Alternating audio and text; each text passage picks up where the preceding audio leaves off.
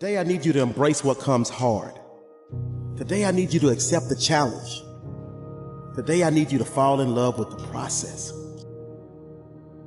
There will be plenty of opportunities to get discouraged, to lose your passion and think that it's not meant to be. But if you're going to reach your destiny, you have to have a made-up mind.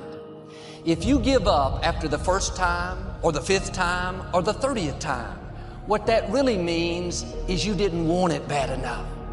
There should be something you're believing for that you are relentless. You are not moved by how impossible it looks. You're not discouraged by how long it's taking. You don't give up because people told you no.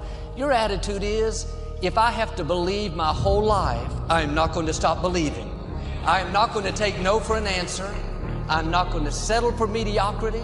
I'm going to keep pursuing what was in my heart. And ask ourselves, what do I really want?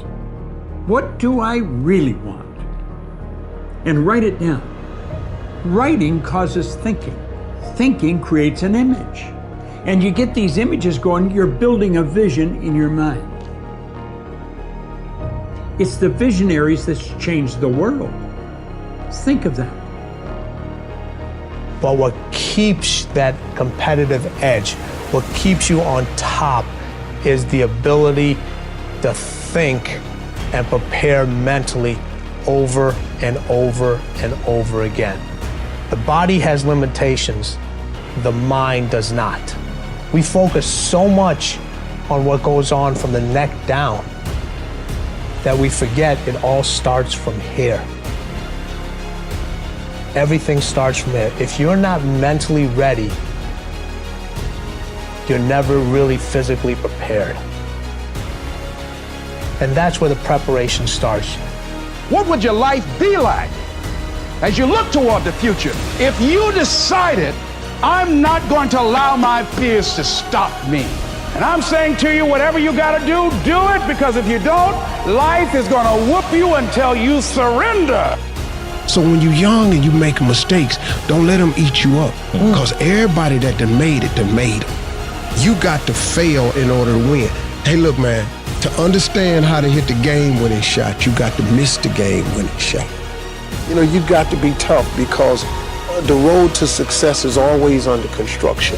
It's never a clear path to success. The people who become successful are the people who have a relentless attitude. And you just got to hang in there through the bad breaks, because the bad breaks is coming, but they usually come right before the big break is about to happen. You get a series of bad breaks and it stumbles up a lot of people. My life and my success is to say to anyone, you can stumble, you can fall, you can get back up again.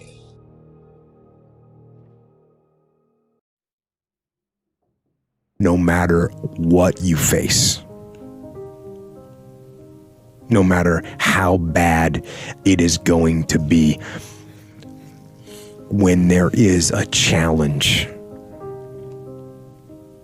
and by a challenge I mean anything in life, any challenge, anything that you're facing, the only way to overcome the challenges that you face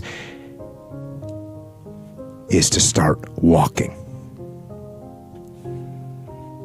Take that step every day, no matter what you are facing. Get up and start walking. I have the ability to see the end before the beginning even begins. And what that means is I know that to get to the very end, I can see it right now. So before I went to Buds and I was losing all this weight and shit, I saw myself walking across the stage at 191 pounds, because that's what I had to get to get into the door.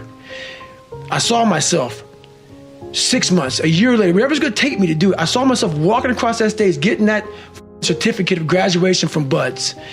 And I was able to be there at 300 pounds.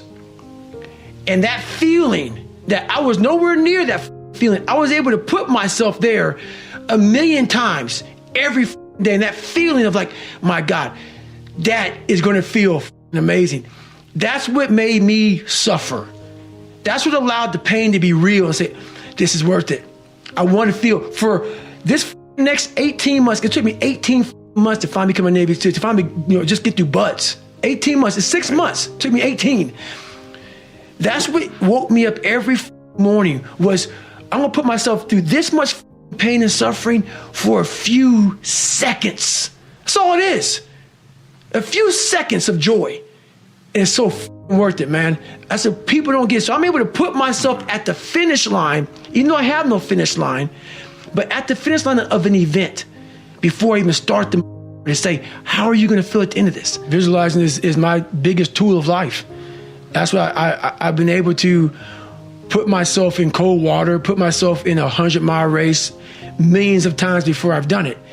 And I'm able to go through the race and see how I'm going to feel at mile 50. Almost to the exact feeling. Right, so when it comes up, it's no surprise. It's no surprise. I've already done this a million times. I recommended the last time I was here, the little book, Richest Man in Babylon, and I said, I've lectured now to over 3 million people. Guess how many have actually gone and got this little book? Answer, very few.